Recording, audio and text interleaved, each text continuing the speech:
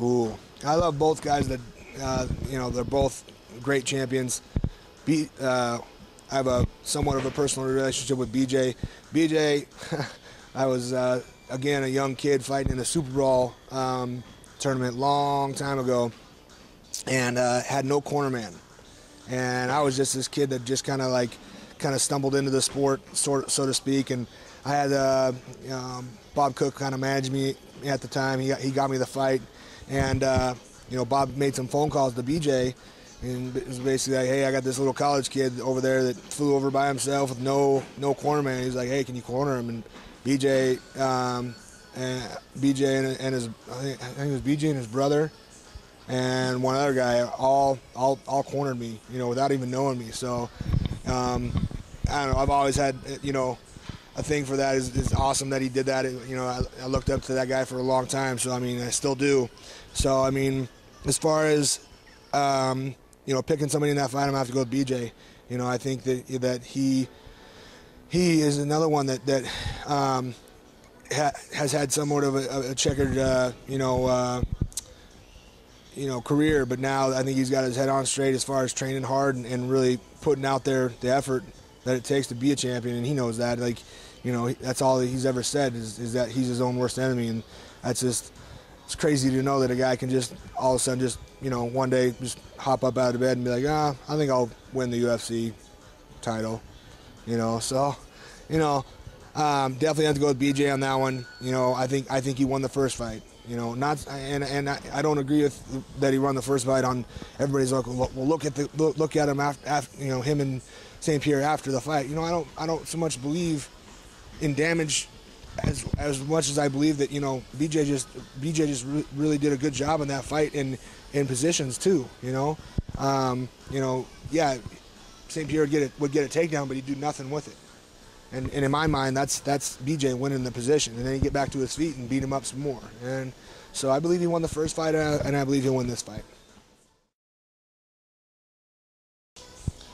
Well, I mean, obviously his skill set, he's an off puncher. It's hard to train for a guy like that. It's hard to, if you're going against a guy like that, it's hard to bring into your training camp a guy that punches like him, because really, for the most part, no one really swings punches like those Russian guys do, man. I mean, they come from weird angles, and where you normally would have a guard up for a punch from most 80% or 90% of the other guys in the sport, he's going to slip it in some little hole and catch you with it. And so that's with his skill set.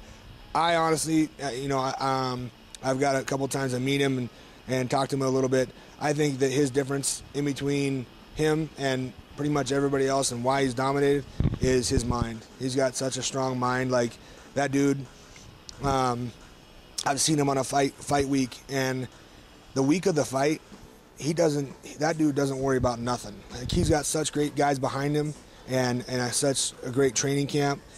He doesn't like have to talk to anybody. He doesn't have to worry about where, I need to go over here.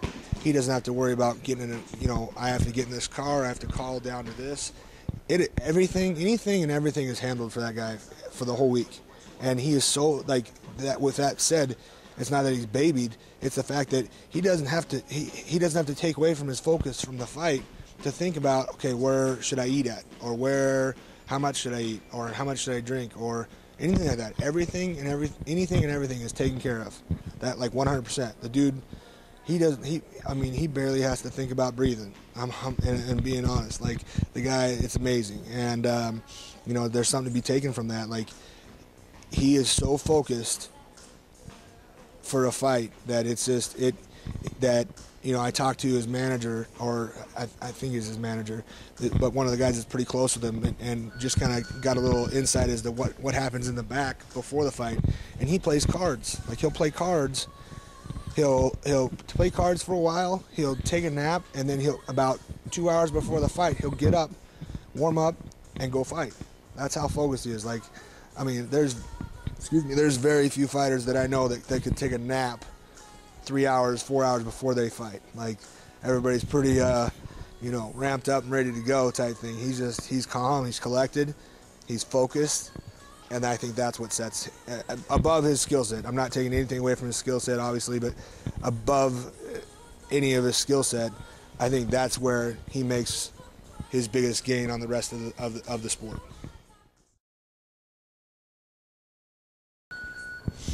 I haven't heard anything about the event. I have heard that there is a certain person that is involved with Affliction now that I've wanted to fight for a long time, and his name's Tito.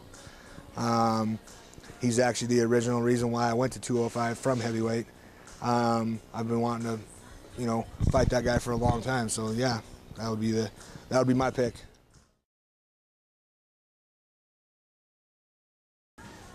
Greed and money.